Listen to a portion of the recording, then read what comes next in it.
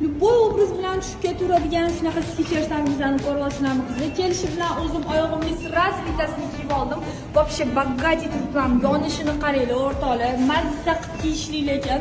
Любой obraz bilan tushib ketaveradi. Bizda bitta bu qora rasvetkasi emas, mana ranglarni bitta ko'ryapsizlar. Mana bardoviylar nima deyapti qizlar?